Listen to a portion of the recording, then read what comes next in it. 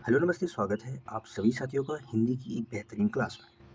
साथियों, UP constable के लिए हिंदी की एक बेहतरीन प्रैक्टिस सेट है और पहला क्वेश्चन आपके स्क्रीन पे है, बताएंगे क्या होगा इसका राइट आंसर। साथ ही अगर आप हमारे चैनल पे नए हैं तो चैनल को सब्सक्राइब करके वीडियो लाइक और शेयर जरूर करें अपने दोस्तों के साथ। एक शानदार क्वेश्चन है और एक शानदार प्रैक्टिस सेट है। पहला क्वेश्चन है, मन मन स्तप्त मन स्तप्त में कौन सी संधि है आपको बताना है। स्वर संधि है या व्यंजन संधि है, विसर्ग संधि है, गुण संधि है, बताएं क्या होगा इसका राइट आंसर।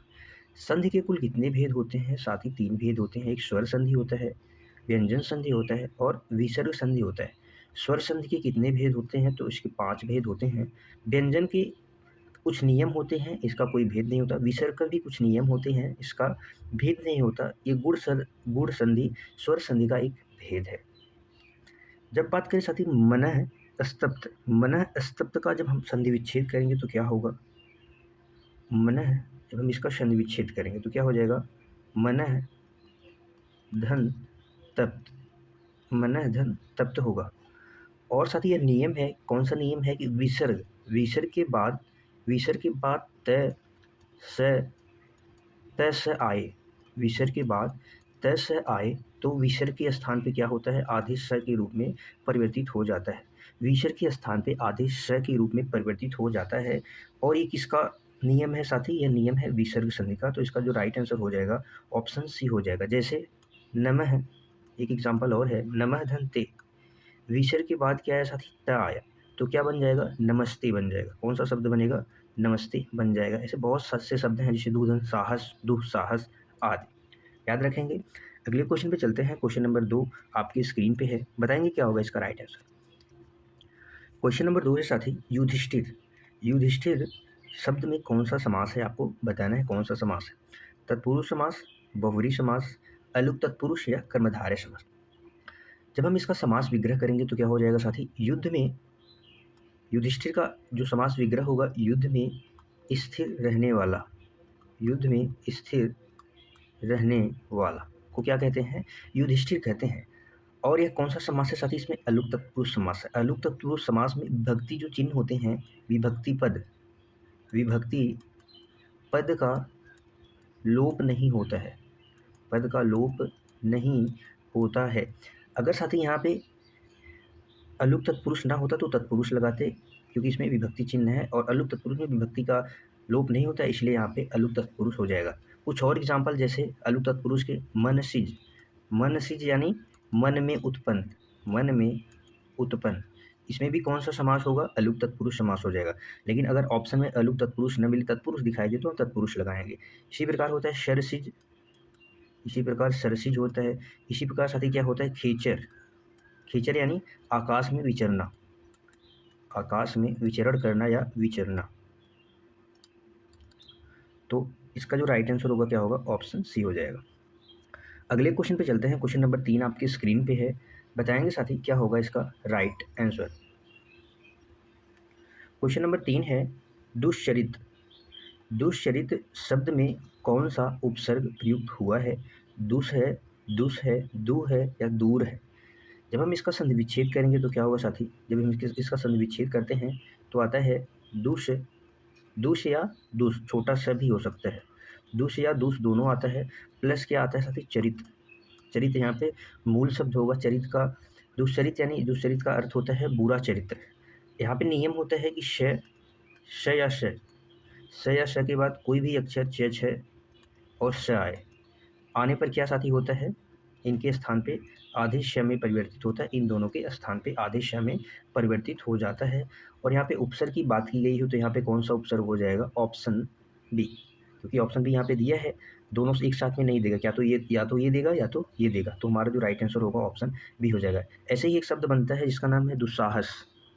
दुस्साहस कैसे शब्द बनते हैं, दुस्साहस, जब इसका हम संधि विच्छेद करेंगे तो क्या होगा साथी, दुष धन साहस, तो दुस्साहस हो जाएगा। दुस्शासन बनता है, दुस्साहस, दुस्शासन, ये शब्द क्या है, दुस इसमें उपसर्ग हो जाएगा। अगले क्वेश्चन पे चलते हैं। क्वेश्चन नंबर 4 आपके स्क्रीन पे है, निम्न में से कौन सा शब्द शुद्ध है, आपको बताना है। शुद्ध वर्तनी वाले शब्द का चयन करना है। सभी शब्द एक जैसे दिख रहे हैं, इसमें थोड़ी सी माइनर मिस्टेक है, आप बताएंगे कौन सा सही है। शब्द होता है साथी क्या, अधिशासी, और अधिशासी किस ऑप्शन में है सही, ऑप्शन ए में सही है, अधिशासी ये सही है, बड़ा से उसके बाद छोटा से आएगा, अधिशासी यही पूर्ण रूप से सत्य है। अगले क्वेश्चन पे चलते हैं, क्वेश्चन नंबर 5 आपकी स्क्रीन पे है, आमर्ष शब्द का पर्यायवाची क्या होगा, आमर्ष किसका पर्यायवाची है, प्रेम का है, दया का है, क्रोध है या संतोष है। आमर्ष को साथी क्या कहते हैं, क्रोध कहते हैं, क्या कहते हैं, क्रोध या रोष, रोष भी आमर्ष का पर्यायवाची है, गुस्सा हो गया, गुस्सा, कोप, आक्रोश, ये सब आमर्ष के पर्यायवाची हैं, रिस भी हो गया, ये सब आमर्ष के पर्यायवाची हैं। तो इसका जो राइट आंसर हो जाएगा ऑप्शन साथी सी हो जाएगा, क्या हो जाएगा, ऑप्शन सी करेक्ट हो जाएगा। अगले क्वेश्चन पे चलते हैं, क्वेश्चन नंबर 6 आपकी स्क्रीन पे है, बताएंगे क्या होगा इसका राइट आंसर। क्वेश्चन नंबर 6 है, मोक्ष की इच्छा, मोक्ष की इच्छा रखने वाला क्या कहलाता है, मुमुक्षा कहलाता है, मुमुक्षु, योगी या आस्तिक कहलाता है। जो मोह की इच्छा रखने वाला होता है वो मुमुक्षु कहलाता है, क्या कहलाता है, मुमुक्षु कहलाता है, ऑप्शन बी करेक्ट हो जाएगा। मुमुक्षा का अर्थ हो जाएगा मोक्ष की इच्छा, केवल रखने वाला नहीं, इसका हो जाएगा मोक्ष की इच्छा, केवल मोक्ष की इच्छा अगर होगा तो वहाँ पे मुमुक्षा होगा, और रखने वाला हो जाएगा तो मुमुक्षु हो जाएगा। आस्तिक साथी वह होता है जो ईश्वर में विश्वास रखता है, ईश्वर, और इसका अपोजिट हो जाएगा नास्तिक जो ईश्वर में विश्वास नहीं रखता है।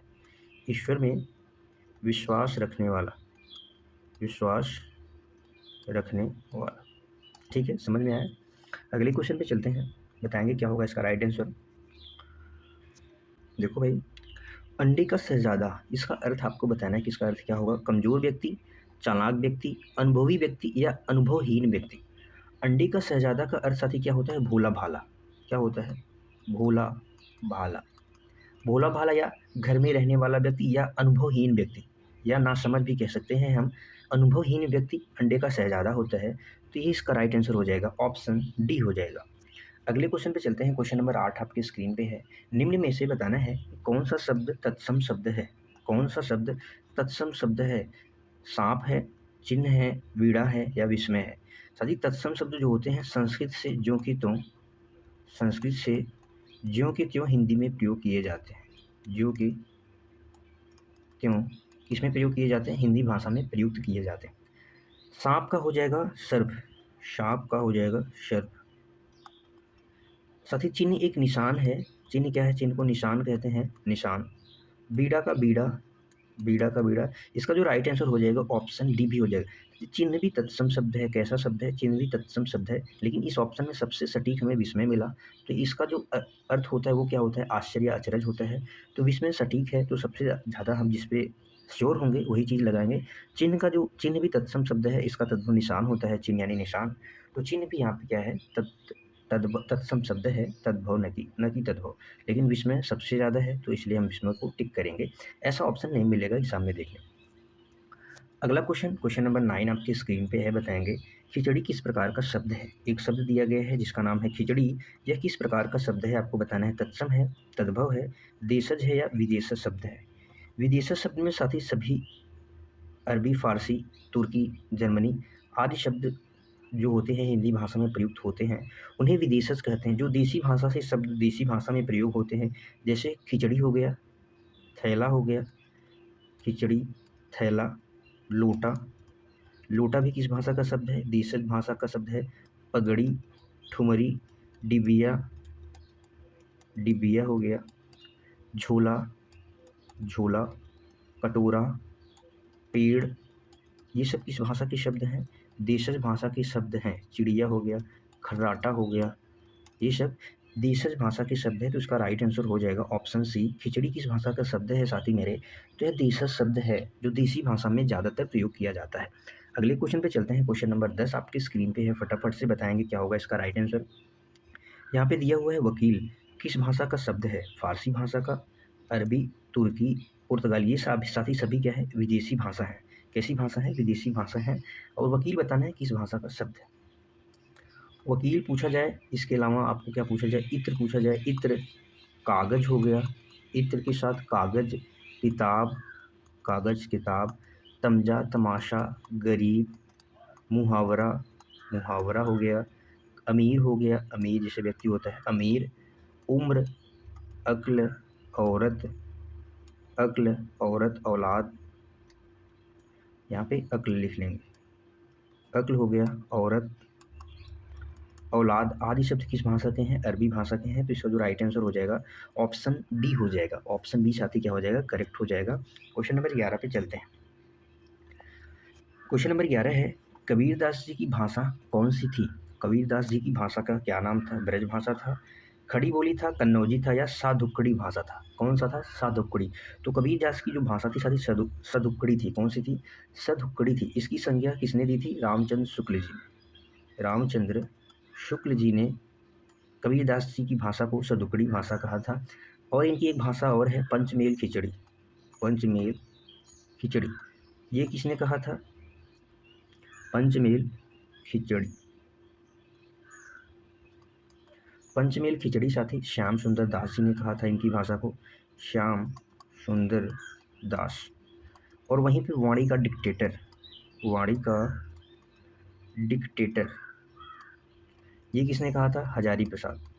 हजारी प्रसाद द्विवेदी जी ने कहा था। ये भी आपको याद रखना है। इनकी भाषा जो है सदुक्कड़ी, पंचमेल खिचड़ी, वाणी का डिक्टेटर। वाणी का डिक्टेटर तो कबीरदास जी को हजारी प्रसाद द्विवेदी जी ने कहा था। पंचमेल खिचड़ी इनकी भाषा को श्याम सुंदर दास, और सदुक्कड़ी रामचंद्र शुक्ल जी के द्वारा दिया गया था। अगला क्वेश्चन, क्वेश्चन नंबर 12 आपके स्क्रीन पे है। हिंदी का प्रथम महाकाव्य किसे माना जाता है? हिंदी का प्रथम महाकाव्य किसे माना जाता है? पद्मावत, रामचरितमानस, पृथ्वीराज रासो या साकेत? तो साथी जो हिंदी का प्रथम महाकाव्य माना गया है वो पृथ्वीराज रासो को माना गया है। इसके जो लेखक है वो कौन है? चंद बरदाई। चंद बरदाई इसके लेखक हैं। चंद बरदाई इसके लेखक हैं। इसमें कुल 69 सर्ग हैं। इसमें कुल कितने सर्ग हैं? 69 सर्ग है। और पहला ये महाकाव्य है। और किसने माना है? रामचंद्र शुक्ल जी ने। रामचंद्र शुक्ल जी ने माना है। ये भी आपको याद रखना है। अगर वहीं पे पूछी जाए खड़ी बोली हिंदी का प्रथम महाकाव्य पूछा जाए, खड़ी बोली हिंदी का प्रथम महाकाव्य अगर आपसे पूछा जाए तो क्या बताएंगे? प्रिय प्रवास, जो हरिऔध जी का है। प्रिय प्रवास। प्रिय प्रवास किसका है साथी? हरिऔध जी का है। खड़ी बोली हिंदी का प्रथम महाकाव्य है, प्रिय प्रवास हरिऔध है। आपको याद रखना है। अगले क्वेश्चन पे चलते हैं। क्वेश्चन नंबर 13 आपकी स्क्रीन पे है। बताएंगे क्या होगा इसका आंसर। विभत्स रस का अस्थाई भाव क्या होगा? भय होगा, जुगुप्सा होगा, क्रोध होगा या विस्मय होगा? साथ ही रस के कुल कितने अंग होते हैं? तो रस के कुल 4 अंग होते हैं, जिसमें पहला आता है अनुभाव। पहले क्या आता है? अनुभाव। दूसरा विभाव, विभाव, संचारी भाव। संचारी के बाद अस्थाई भाव आता है। क्या आता है? अस्थाई भाव आता है। विभत्स, विभत्स का जो अस्थाई भाव होता है वो क्या होता है? जुगुप्सा। विभत्स का अस्थाई भाव जुगुप्सा होता है। साथ ही क्रोध जो है ये रौद्र रस का अस्थाई भाव है। कौन से रस का? रौद्र रस का अस्थाई भाव है। विस्मय या आश्चर्य पूछा जाए, विस्मय या आश्चर्य, यह साथी किस रस का अस्थाई भाव है? तो यह है अद्भुत रस का अस्थाई भाव है। किस रस का है? अद्भुत रस का अस्थाई भाव है। भय जो है भयानक रस का अस्थाई भाव है। भयानक, भयानक रस का अस्थाई भाव है। रस के कुल कितने भेद होते हैं? 9। लेकिन भरत मुनि के अनुसार जो रस के भेद होते हैं वो कौन से होते हैं? 8 ही होते हैं। शांत रस को भरत मुनि जी नहीं मानते। अगला क्वेश्चन है, क्वेश्चन नंबर 14 आपके स्क्रीन पे है। बताएंगे साथी क्या होगा इसका राइट आंसर। दोहा और रोला को मिलाने पर कौन सा छंद बनता है? सवैया बनता है, कुंडलिया या बरवे या छप्पे? दोहा और रोला। दोहा में कुल 2 पंक्ति होती हैं और रोला में कुल 4 पंक्ति होती है। तो कुल मिला के कितनी पंक्ति बनती है साथी? 6 पंक्ति। कितनी पंक्तियाँ बनती हैं? 6 पंक्तियाँ बनती हैं। और 6 पंक्तियाँ बनती हैं। प्रत्येक पंक्ति में कितनी मात्राएँ होती हैं? 24-24 मात्राएँ होती हैं। तो क्या बनता है? कुंडलिया बनता है। ऑप्शन बी क्या हो जाएगा इसका? करेक्ट हो जाएगा। ऑप्शन बी साथी क्या हो जाएगा? करेक्ट हो जाएगा। छप्पे की बात करें साथी तो छप्पे जो है रोला और उल्लाला से मिलके बनता है। रोला और उल्लाला से के योग से बनता है। इसमें भी कुल कितने चरण होते हैं? पंक्ति होते हैं? तो कुल इसमें भी 6 चरण या पंक्ति होते हैं। आप ऐसा भी कह सकते हैं 6 चरण या पंक्ति इसमें भी होते हैं, जिसमें प्रत्येक चरण में 24-24, 28-28 मात्राएँ होती हैं। अगले क्वेश्चन पे चलते हैं। क्वेश्चन नंबर 15 आपकी स्क्रीन पे है। पांडव शब्द में कौन सा प्रत्यय है? आपको बताना है। पांडव शब्द में कौन सा प्रत्यय है? कृदंत है, तद्धित है, स्त्रीलिंग प्रत्यय है, प्रत्यय या प्रत्यय है ही नहीं? बताएं। जब हम इसका संधि विच्छेद करें तो क्या होगा? पांडु पांडुधन अ, पांडुधन अ। और पांडु साथी कैसा शब्द है? ये संज्ञा शब्द, एक संज्ञा है। कैसा शब्द है? ये संज्ञा है एक। और जो शब्द संज्ञा या सर्वनाम या विशेषण के अंत में जुड़ता है, संज्ञा या सर्वनाम, या आप ऐसा विशेषण भी कह सकते हैं, विशेषण, इनके अंत में जो प्रत्यय जुड़ते हैं वो क्या कहलाते हैं? तद्धित प्रत्यय कहलाते हैं। क्या कहलाते हैं? तद्धित प्रत्यय कहलाते हैं। याद रखेंगे, जो कृदंत प्रत्यय हैं वो क्रिया के अंत में जुड़ते हैं, क्रिया के मूल शब्द के अंत में जुड़ते हैं। तो इसका जो राइट आंसर हो जाएगा ऑप्शन बी हो जाएगा। पांडव में अ प्रत्यय है, अगर इसमें प्रत्यय पूछा जाए तो कौन सा प्रत्यय अ है और किस प्रकार का है? तो तद्धित प्रत्यय है। आपको ये भी याद रखना है। अगले क्वेश्चन पे चलते हैं। क्वेश्चन नंबर 16 आपकी स्क्रीन पे है। विभावरी का पर्यायवाची शब्द क्या होगा?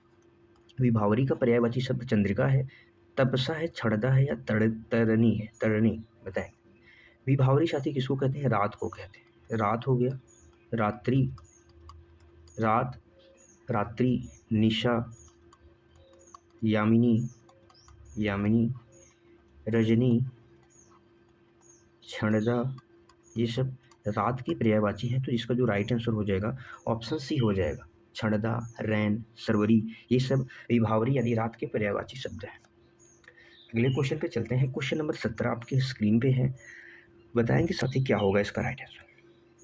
अधम का विलोम शब्द चुनिए। अधम का धर्म, उत्तम, अधम या नीच। अधम का अर्थ क्या होता है? अधम का जो अर्थ होता है नीच होता है, नीच या निम्न, या सभी निम्न भी कह सकते हैं, नीच या निम्न। इसका जो विलोम हो जाएगा उत्तम हो जाएगा। उत्तम का क्या अर्थ होता था? उत्तम का जो अर्थ होता है वो श्रेष्ठ होता है, उच्च होता है। धर्म का अगर पूछा जाए तो धर्म का हो जाएगा अधर्म, धर्म का अधर्म। ठीक है, अगले क्वेश्चन पे चलते हैं। क्वेश्चन नंबर 18 आपकी स्क्रीन पे है। बताएंगे क्या होगा इसका राइट आंसर? क्वेश्चन नंबर 18 है। जो कठिनाई से समझ में आए वाक्यांश के लिए एक शब्द क्या है? दुर्गम है, दुर्बोध है, दुर्लभ है, दुसाध्य है। दुसाध्य यानी जिसे साधना या सिद्ध करना कठिन हो, जिसे सिद्ध करना कठिन हो, उसे क्या कहते हैं? दुसाध्य। दुर्लभ का अर्थ होता है साथी जो कठिनाई से प्राप्त हो। दुर्लभ यानी कठिनाई से प्राप्त हो, कठिनाई से प्राप्त हो, वो दुर्लभ होता है। दुर्गम यानी जहाँ जाना कठिन हो, जाना कठिन हो। इसका जो राइट आंसर हो जाएगा ऑप्शन बी हो जाएगा। दुर्बोध यानी जो कठिनाई से समझ में, बोध यानी ज्ञान, समझ में न आए, जो कठिनाई से समझ में आए उसे दुर्बोध कहते हैं। अगले क्वेश्चन पे चलते हैं। क्वेश्चन नंबर 19 आपके स्क्रीन पे है। बताएंगे क्या होगा इसका राइट आंसर? आपको बताना है प्रथम विश्व हिंदी सम्मेलन कहाँ आयोजित किया गया था? दिल्ली में, नागपुर में, मॉरिशस में, या लंदन में? प्रथम विश्व हिंदी सम्मेलन साथी जो हुआ था वो कहाँ हुआ था? नागपुर में। नागपुर ये कहाँ पड़ता है साथी? महाराष्ट्र में। नागपुर महाराष्ट्र जो भारत का एक क्या है? शहर है। 10 से 12 मई के बीच इसका आयोजन हुआ था। वर्ष 1975 में पहली बार इसका आयोजन हुआ था। इसीलिए इस 10 जनवरी को विश्व हिंदी दिवस मनाया जाता है। विश्व हिंदी दिवस के रूप में मनाया जाता है। विश्व हिंदी दिवस के रूप में 10 जनवरी को मनाया जाता है। तो जो पहला हुआ था वो कहाँ हुआ था? नागपुर में हुआ था। और साथ ही जो दूसरा हुआ था वो पोर्ट लुइस मॉरिशस में हुआ था 1976 में। सेकेंड जो हुआ था पोर्ट लुइस मॉरिशस में हुआ था। और जो थर्ड हुआ था साथी वो कहाँ हुआ था? दिल्ली में हुआ था। थर्ड हुआ था दिल्ली में 1983 में हुआ था थर्ड। उसके बाद जो चौथा हुआ था वो भी मॉरिशस में हुआ था, वो 19 फोर्थ कहाँ पे हुआ था? मॉरिशस में, वो भी हुआ था पोर्ट लुई में 1993 में हुआ था।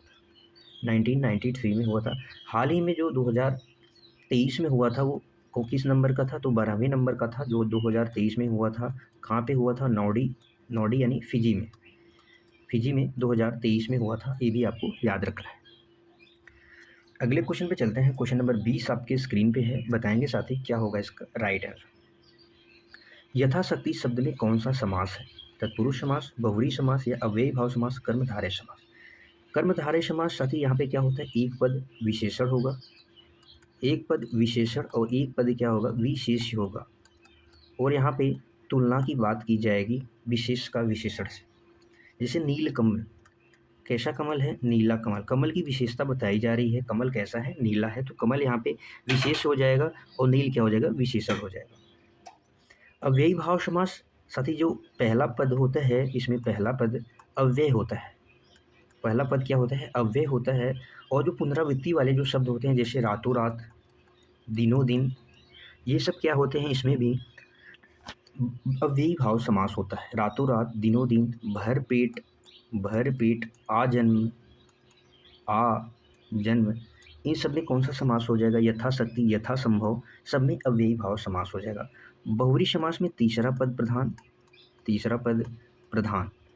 और जो प्रायः भगवान जी के जो नाम होते हैं जैसे त्रिलोचन हो गया और वीणापाणी हो गया, ये सब बहुव्रीहि समास के अंतर्गत आते हैं। तत्पुरुष समास में कारक पद का लोप होता है, कारक विभक्ति का लोप होता है। जैसे राजकुमार यानी राजा का कुमार, राजकुमार यानी राजा का कुमार। अगले क्वेश्चन पे चलते हैं। क्वेश्चन नंबर 21 आपके स्क्रीन पे है, बताएंगे साथी क्या होगा इसका राइट आंसर। क्वेश्चन नंबर 21 है आपके स्क्रीन पे। निम्न में से अघोष वर्ण बताना है, कौन सा है? ज, झ, क और ग। साथ ही स्वर तंत्रियों के आधार पर जो वर्णों का विभाजन हुआ है, किसके आधार पर? स्वर तंत्रियों के आधार पर वर्णों का विभाजन कितने प्रकार से हुआ है? 2 प्रकार से हुआ है। जिसमें पहला आता है घोष वर्ण। घोष को हम क्या कहते हैं? सघोष भी कहते हैं। घोष को हम सघोष भी कहते हैं। और जो दूसरा होता है साथी, वो क्या होता है? अघोष वर्ण होता है। दूसरा क्या होता है? अघोष वर्ण होता है। घोष वर्ण में, अघोष वर्ण जो होता है उसमें पहला, सभी जो वर्गीय व्यंजन है इनका पहला और दूसरा व्यंजन, इसके अलावा उच्छिष्ट व्यंजन श श श तीनों, श श श तीनों आते हैं। ऊष्म व्यंजन के श श श तीनों आते हैं। और इसमें जो आता है तीसरा, वर्गीय व्यंजन का तीसरा, चौथा और पांचवा वर्ण, उसके अलावा अंतस्थ व्यंजन य, र, ल, व और ऊष्म व्यंजन का है भी इसमें आता है। प्लस सभी स्वर किस में आते हैं? तो घोष वर्ण में आते हैं। सभी स्वर जो 11 सभी स्वर हैं वो किस में आते हैं? घोष वर्ण में आते हैं। तो इसकी कुल टोटल संख्या कितनी है? 31 है। इसकी कुल टोटल संख्या कितनी है? 13 है। तो आप यहाँ पे देखेंगे अघोष वर्ण के बारे में पूछा गया है। कौन से वर्ण? अघोष वर्ण। अघोष वर्ण यानी पहला और दूसरा जो वर्ण होगा वही क्या होगा? इसका राइट आंसर हो जाएगा। तो यहाँ पे देखेंगे क कैसा वर्ण है? पहला वर्ण है क वर्ग का, तो इसका राइट आंसर हो जाएगा ऑप्शन सी। ये तीसरा वर्ण है, ये भी तीसरा है, ये चौथा है। ये सारे क्या हो जाएंगे? घोष वर्ण हो जाएंगे। कैसे वर्ण है? घोष या सघोष वर्ण है, आप ऐसा कह सकते हैं। अगले क्वेश्चन पे चलते हैं। क्वेश्चन नंबर 22 आपकी स्क्रीन पे है साथी मेरे, बताएंगे क्या होगा इसका राइट आंसर। क्वेश्चन नंबर 22 है साथी, वह खा रहा था में कौन सा काल है? पूर्ण भूतकाल, अपूर्ण भूतकाल, संदिग्ध भूतकाल या सामान्य भूतकाल। साथी काल के कुल कितने भेद होते हैं? काल के कुल 3 भेद होते हैं, जिसमें आता है पहला भूतकाल, वर्तमान काल और भविष्यत काल। भूतकाल, वर्तमान काल और भविष्यत काल। भूतकाल के कितने भेद होते हैं? भूतकाल के 6 भेद होते हैं। भूतकाल के कितने भेद होते हैं? 6 भेद होते हैं, जिसमें 4 भेद आपके सामने दिया गया है। पूर्ण भूतकाल साथी क्या होता है? पूर्ण भूतकाल क्रिया की जिस रूप से यह स्पष्ट हो या यह ज्ञात हो कि कार्य जो है बहुत समय, कार्य की समाप्त हुए काफ़ी टाइम हो गया है। जैसे वर्षा हुई थी, जैसे वर्षा हुई थी यानी कार्य समाप्त हुए काफ़ी देर हो चुकी है, काफ़ी पहले ही कार्य समाप्त हो गया है। अपूर्ण भूतकाल क्या होता है साथी? इसमें उसकी समाप्ति यानी पूर्ण होने की जानकारी प्राप्त हो। इनके पूर्ण होने की जानकारी क्या हो? पूर्ण होने की जानकारी न प्राप्त हो। जैसे बारिश हो रही थी, बारिश हो रही थी, वो क्या हो जाएगा? अपूर्ण भूतकाल हो जाएगा। संदिग्ध भूतकाल पे जहाँ पे संदेह या शक हो, शायद जैसे बच्चा आया होगा, शायद बच्चा आया होगा, उसने कहानी पढ़ी होगी, बस छूट गई होगी, होगी, ये सब संदिग्ध में आते हैं। सामान्य भूतकाल जो है वो क्या होता है? क्रिया के जिस रूप से कार्य बीते हुए समय में संपन्न होने का बोध हो, किंतु अभी अभी जैसे कार्य संपन्न हुआ, जैसे बच्चा गया, नेताजी ने भाषण दिया, लड़का आया, मतलब जस्ट अभी समाप्त हुआ है, वो सामान्य भूतकाल होगा। तो वह खा रहा था यानी कार्य पूरा नहीं हुआ है, तो वहाँ पे क्या हो जाएगा? अपूर्ण भूतकाल। जहाँ पे कार्य पूरा न हो, चल रहा हो, बीते समय में शुरू हुआ हो और चल रहा हो, वहाँ पे अपूर्ण भूतकाल होता है, याद रखेंगे। अगले क्वेश्चन पे चलते हैं। क्वेश्चन नंबर 23 आपकी स्क्रीन पे है, बताएंगे साथी मेरे क्या होगा इसका राइट आंसर। क्वेश्चन नंबर 23, महोर्मी, महोर्मी का सही संधि विच्छेद क्या होगा? 4 ऑप्शंस आपके सामने दिए गए हैं। संधि के कुल कितने भेद होते हैं? तो सर संधि के कुल 3 भेद होते हैं। संधि के कुल कितने? स्वर संधि, व्यंजन संधि और विसर्ग संधि। 3 भेद होते हैं, जिसमें पहला है स्वर संधि। स्वर संधि के कुल कितने भेद होते हैं साथी? तो इसके कुल 5 भेद होते हैं। 5 भेद होते हैं। पहला होता है दीर्घ, पहला होता है दीर्घ, दूसरा होता है गुण, वृद्धि, दीर्घ, गुण, वृद्धि, यण और अयाद। ये 5 होते हैं अयाद। दीर्घ में क्या होता है, अपने समान सजातीय स्वरों का मेल होता है, जैसे अ का मेल अ या आ से किसी से हो जाए, ई का मेल किसी भी ई या ई से हो जाए, ऊ का मेल किसी भी ऊ या ऊ से हो जाए, छोटा ऊ या बड़ा ऊ से, तो हमेशा बड़ा परिवार बनेगा, यानी बड़ा आ, बड़ा ई, बड़ा ऊ बनेगा। तो वहाँ पे दीर्घ संधि होगी। कौन सी संधि होगी? दीर्घ संधि होगी। और वहीं पे गुण संधि की बात की जाए तो वहाँ पे ए की मात्रा का प्रयोग हो, ए और ओ की मात्रा। अधिकांशतः शब्द में ये मात्रा गुण संधि के उदाहरण होते हैं। और वहीं पे वृद्धि संधि का ऐ और औ, ऐ और औ मात्रा का ज़्यादातर प्रयोग जिस शब्द में होता है, तो अधिकांशतः वे शब्द वृद्धि संधि के अंतर्गत आते हैं। किसके अंतर्गत आते हैं? वृद्धि स्वर संधि के अंतर्गत आते हैं। यड़ संधि में साथी यह और व के पहले क्या मिलेगा? आधा अक्षर मिलेगा, तो वहाँ पे अधिकांशतः यण संधि होता है। अयाद में अय, आय और अव आव, अय आय और अव आव का मेल होता है, ध्वनि होती है। अय आ जैसे पवन हो गया, पवन अवन, और आया यहाँ पे, तो पवन में कौन सी संधि हो जाएगी? अयादि संधि हो जाएगी, अयादि संधि हो जाएगी। तो यहाँ पे देखेंगे ओ की मात्रा है, कौन सी मात्रा है? ओ की मात्रा है, तो ओ की मात्रा किसमें है? तो गुण संधि है। किसका उदाहरण है साथी? गुण संधि का उदाहरण है। जिसका संधि विच्छेद होगा क्या होगा? महा प्लस ऊर्मी होगा, महा प्लस ऊर्मी। यहाँ पे किसका मेल हो रहा है? आ का मेल हो रहा है। आ का मेल किससे हो रहा है? बड़े ऊ से हो रहा है, तो क्या बना है? आऊ से क्या बना रहा है? ओ बना रहे हैं। ओ बना रहे हैं, तो इसलिए इसका नियम है कि बड़ी ए और ओ जहाँ पे भी आ जाए वहाँ पे उस शब्द में गुण संधि होती है। अगले क्वेश्चन पे चलते हैं। क्वेश्चन नंबर 24 आपके स्क्रीन पे है, बताएंगे वात्सल्य रस का सम्राट किसे कहा जाता है? तुलसीदास जी को, सूरदास जी को, कबीरदास जी को, या रसखान जी को? वात्सल्य रस का सम्राट, वात्सल्य रस का सम्राट कहा जाए या पुष्टि मार्ग का जहाज कहा जाए, तो किसको कहा जाता है? सूरदास जी को कहा जाता है। किसको कहा जाता है? सूरदास जी को कहा जाता है। सूरदास जी को पुष्टि मार्ग, पुष्टि मार्ग का जहाज, पुष्टि मार्ग का जहाज भी कहा जाता है, और वात्सल्य रस का सम्राट भी कहा जाता है। अष्टसाप के सबसे प्रमुख कवि थे सूरदास जी, सबसे प्रमुख कवि थे सूरदास जी, आपको याद रखना है। अगले क्वेश्चन पे चलते हैं। क्वेश्चन नंबर 25 आपके स्क्रीन पे है, बताएंगे क्या होगा इसका राइट आंसर। तुलसीदास एक कविता है, इसके लेखक कौन है? निराला, मुक्तिबोध, अज्ञे जी, या पंत जी? तो इसके जो लेखक हैं साथी कौन से हैं? सूर्यकांत त्रिपाठी, निराला जी हैं। ऑप्शन ए करेक्ट हो जाएगा। तुलसीदास इनकी कविता है जो तुलसीदास जीवन के ऊपर है। इसके अलावा जो कुछ अन्य रचनाएं, जैसे अड़िमा हो गया, बेला हो गया, अड़िमा, बेला, अर्चना, कुकुरमुत्ता, कुकुरमुत्ता हो गया, गीतिका हो गया, गीतिका, ये सब निराला जी की प्रसिद्ध रचनाएं हैं। राम की शक्ति पूजा, राम की शक्ति पूजा आदि इनकी कुछ प्रमुख रचनाएं हैं। अगले क्वेश्चन पे चलते हैं। क्वेश्चन नंबर 26 आपके स्क्रीन पे है, बताएंगे साथी क्या होगा इसका राइट आंसर। लुटेरा शब्द में प्रयुक्त प्रत्यय है, रा है, इरा है, एरा है, अ है। प्रत्यय साथी क्या होते हैं? शब्द के मूल जो शब्द होते हैं उसके अंत में आते हैं, वो प्रत्यय होते हैं, और जो पहले आते हैं वो उपसर्ग होते हैं। तो एक शब्द है लूट, एक शब्द है लूट, लूट में साथी कौन सा प्रत्यय है? एरा प्रत्यय है। तो इसका उपसर्ग, इसका जो प्रत्यय हो जाएगा एरा हो जाएगा। लूट में एरा प्रत्यय जुड़ने से शब्द बनता है लुटेरा। अगला क्वेश्चन है क्वेश्चन नंबर 27 आपके स्क्रीन पे, पत्थर का पर्यायवाची इनमें से कौन सा नहीं है? आपको बताना है, नहीं पूछा है, ध्यान से क्वेश्चन पढ़ेंगे। पाहन है, उपल है, पाषाण है, उरग है। जो पत्थर का पर्यायवाची होता है वो पाहन भी होता है, उपल भी होता है, पाषाण भी होता है। पाषाण के अलावा प्रस्तर भी कहते हैं पत्थर को, प्रस्तर, शिला भी कहते हैं, शिला, शैल भी कहते हैं। तो इसका जो राइट आंसर हो जाएगा ऑप्शन डी हो जाएगा।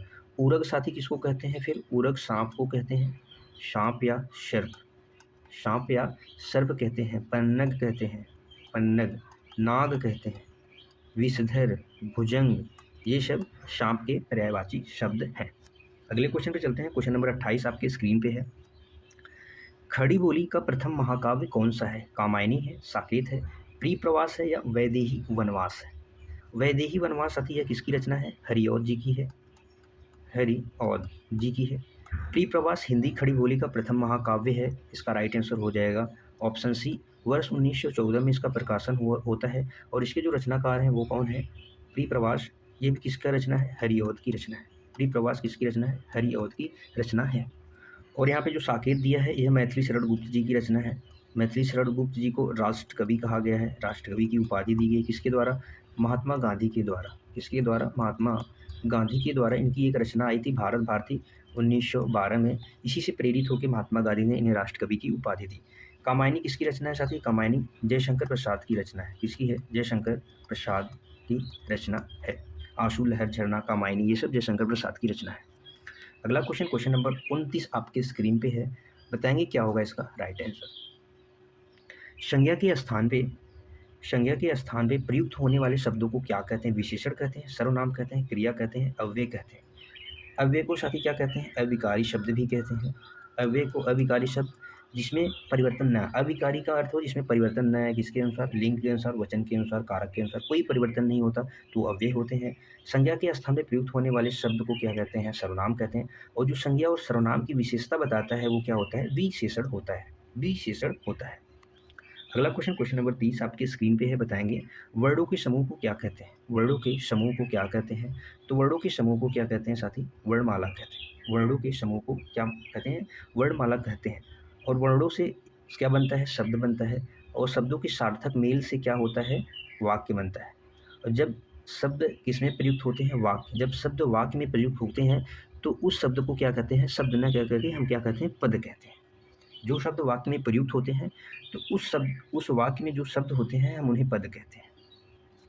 अगले क्वेश्चन पे चलते हैं। क्वेश्चन नंबर 31 आपके स्क्रीन पे है। बताएंगे क्या होगा इसका राइट आंसर। 31 है पावस ऋतु थी। कैसी ऋतु थी? पावस ऋतु थी। पर्वत प्रदेश पल पल परिवर्तित प्रकृति प्रवेश में कौन सा अलंकार है? आपको ये बताना है इसमें कौन सा अलंकार है, बताएंगे सर। पावस यानी यहाँ पे प वर्ड की आवृत्ति हुई है। प प प प प तो यहाँ पे अनुप्रास अलंकार हो जाएगा। पुनरुक्ति प्रकाश अलंकार साथी, पुनरुक्ति प्रकाश अलंकार जो है इसमें पल पल, जो ये पल पल शब्द का रिपीटेशन हुआ है, यह शब्द लगातार आवृत्ति हुई है और दोनों बार इसका अर्थ क्या है? अलग है। एक पल का अर्थ प्रत्येक क्षण है और एक पल का अर्थ यानी अर्थ न बदलने के लिए इसका प्रयुक्त हुआ है। तो यहाँ पे पुनरुक्ति प्रकाश अलंकार भी है। कौन सा अलंकार है? पुनरुक्ति प्रकाश अलंकार भी है। और यहाँ पे इसका जो राइट आंसर होगा वो क्या होगा? ए और सी दोनों हो जाएगा। यहाँ पे मानवीकरण अलंकार भी हो सकता था क्योंकि यहाँ पे जो मानवीकरण अलंकार होता है वो प्रकृति की वेशभूषा को सजीव प्राणी की तरह जो दिखाया जाता है मानवीकरण में, जो प्रकृति का वेशभूषा है वो किसके अनुसार दिखाया जाता है? मानवीकरण यानी मानव के वेश में बदलते हुए सजाती प्राणी के रूप में दिखाया जाता है। तो यहाँ पे ऐसे ही कुछ है। तो यहाँ पे भी कौन सा अलंकार हो सकता था? मानवीकरण अलंकार भी हो सकता था।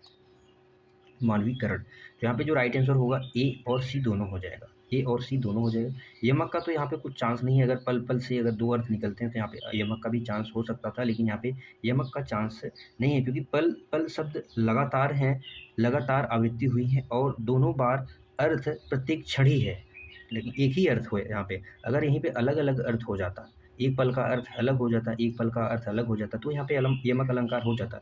लेकिन पल पल का एक ही अर्थ है, वो क्या है? प्रत्येक क्षण। पल पल यानी हर एक क्षण। तो यहाँ पे पुनरुक्ति प्रकाश अलंकार हो जाएगा, यहाँ पे यमक अलंकार नहीं होगा। तो इसका राइट आंसर ए और सी दोनों हो जाएगा। अगले क्वेश्चन पे चलते हैं। क्वेश्चन नंबर 32 आपके स्क्रीन पे है। अप्रमेय किस वाक्यांश के लिए है? अप्रमेय किस वाक्यांश के लिए है? जिसे तौला या नापा न जा सके, जिसका जो प्रमाण से सिद्ध न हो, जो समय पर न हो, जो देखने में प्रिय न लगे। बताएंगे क्या होगा क्वेश्चन नंबर 32 का राइट आंसर। तो इसका जो राइट आंसर हो जाएगा साथी वो क्या हो जाएगा? ऑप्शन बी हो जाएगा। जो प्रमाण से सिद्ध न हो सके उसको क्या कहते हैं? अप्रमेय कहते हैं। और जो तौला या मापा न जा सके उसको क्या कहते हैं? अपरिमेय कहते हैं। अपरिमेय कहते हैं। जो समय पर न हो वो असामयिक कहते हैं। असामयिक कहते हैं। और जो देखने में प्रिय न लगे उसे अप्रिय या कुरूप कहते हैं। अप्रिय या कुरूप कहते हैं, जो देखने में सुंदर न लगे, प्रिय न लगे। अगला क्वेश्चन नंबर 33 आपके स्क्रीन पे है। घृणा प्रकट करने के लिए किस विस्मयादि बोधक चिन्ह का प्रयोग किया जाता है? हाय का, छी का, आहा का, वाह का। तो साथ ही यहाँ पे जो घृणा प्रकट के लिए छीछी का प्रयोग किया जाता है। छीछी ये कितना घटिया दृश्य है, छीछी ये कितना बेकार दृश्य है। तो छीछी का प्रयोग घृणा प्रकट करने के लिए किया जाता है। अगर हाय का प्रयोग किसके लिए किया जाता है? शोक या दुख के लिए किया जाता है। शोक या दुख एक ही चीज़ है, तो सो गया दुख के लिए। आहा का प्रयोग प्रसन्नता खुशी के लिए भी, इसका वाह का प्रयोग वाह तुमने तो कर दिया, ये भी प्रसन्नता और खुशी के लिए किया जाता है। तो इसका जो राइट आंसर हो जाएगा ऑप्शन बी होगा। अगले क्वेश्चन पे चलते हैं। क्वेश्चन नंबर 34 आपके स्क्रीन पे दिया हुआ है। अन्वय का क्या अर्थ है? शब्दों की अनुरूपता, व्याकरणिक एकरूपता या पदों का क्रम या उपयुक्त सभी। तो जो अन्वय का जो अर्थ है साथी वो क्या है? शब्दों की अनुरूपता है, व्याकरणिक एकरूपता भी है, पदों का क्रम भी है, तो यहाँ पे उपयुक्त सभी हो जाएंगे। इसका राइट जो हो जाएगा ऑप्शन डी हो जाएगा, करेक्ट हो जाएगा। अगले क्वेश्चन पे चलते हैं। क्वेश्चन नंबर 35 आपके स्क्रीन पे है, बताएंगे क्या होगा इसका राइट आंसर। यहाँ पे दिया है रहीमन पानी राखिए, डैश दिया है बिन पानी सब सून, पानी गए उभरे मोती मानो सून। इस शब्द में अर्थ के आधार पर श्लेष अलंकार है। श्लेष अलंकार किस प्रकार से है? तो श्लेष अलंकार पानी के हिसाब से है, इसका राइट आंसर हो जाएगा ऑप्शन बी। यहाँ पे पानी के अलग अलग अर्थ हैं, जैसे चूने के लिए पानी का अलग अर्थ है, पानी का अलग मनुष्य के लिए इज्जत के रूप में है, पानी का अर्थ चूने के लिए अलग है। तो इसी प्रकार यहाँ पे कौन सा हो जाएगा? श्लेष अलंकार में पानी अर्थ के आधार पर पानी इसका सही राइट आंसर हो जाएगा, मोती के लिए पानी।